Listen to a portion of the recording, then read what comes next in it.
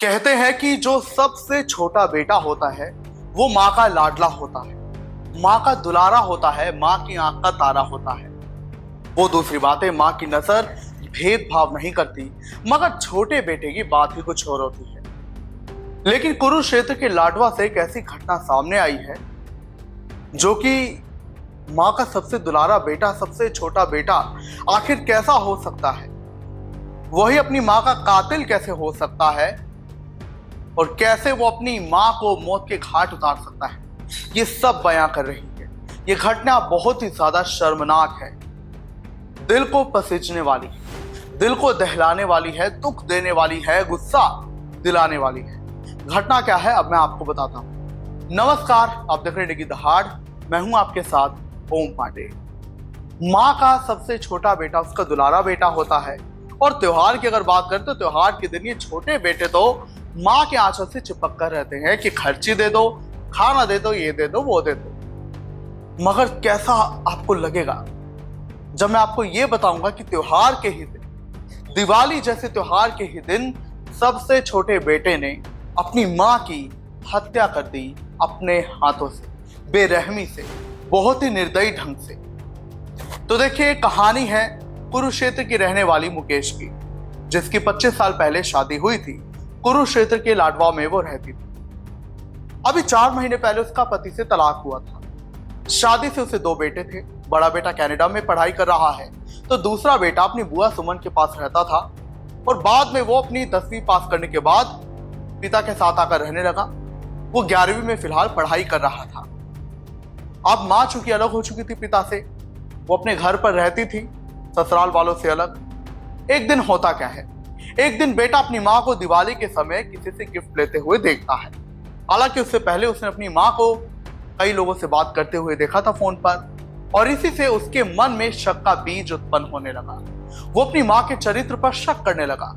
अब वो दूसरी बात है कि माँ बेशक तलाक ले चुकी है तो उसे हक है अपनी जिंदगी जीने का। माना कि उसका बेटा है वो, लेकिन पति के साथ शादी के बाद कुछ दिक्कतें आई होंगी या कुछ और वजह रही होगी।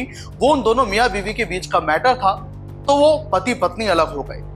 यानी तलाक के बाद क्योंकि कानूनी रूप से अब वो उसकी पत्नी नहीं रही, तो उसे पूरा हक है कि वो जिसे प्यार करती है या किसी के साथ अगर खुश है, बात करना चाहती है या कुछ और भी है, तो उसे खुलकर बात करे, शर्माए नहीं, छुपाए नहीं।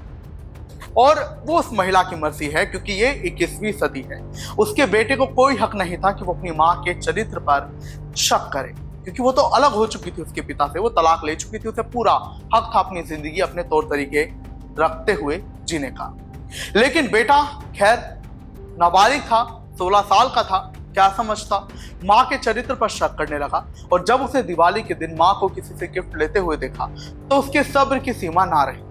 ना जाने किसने उसके मन में शक का बीज डाला और उसने अपनी माँ के कत्ल करने का फैसला कर लिया। जानकारी के मुताबिक उसने अपने चाचा के घर से कुल्हाड़ी उठाई, फिर वो चोरों की तरह, कायरों की तरह, बुज़दिलों की तरह अपनी ही माँ के घर में दीवार फांद कर जाता है। बेटा तो दरवाजा खोलकर खटखटा कर जाता है, लेकिन वो चोरों की तरह दीवार फांदता है। फिर जिस कमरे में उसकी माँ होती है उस कमरे का शीशा तोड़कर कमरे में दाखिल होता है, कुल्हाड़ी से माँ पर वार करता है। माँ चोटिल हो जाती है। माँ जान बचाते हुए, माँ भागते हुए पड़ोसियों के घर में जाती है छत के जरिए। वहां से नीचे उतरने ही वाली होती है कि मौत उसका पीछा करते हुए, उसका कातिल, उसका बेटा उसका पीछा करते हुए उस पर कुल्हाड़ी से 5 वार करता है और ये 5 बार उसकी जान ले लेते हैं।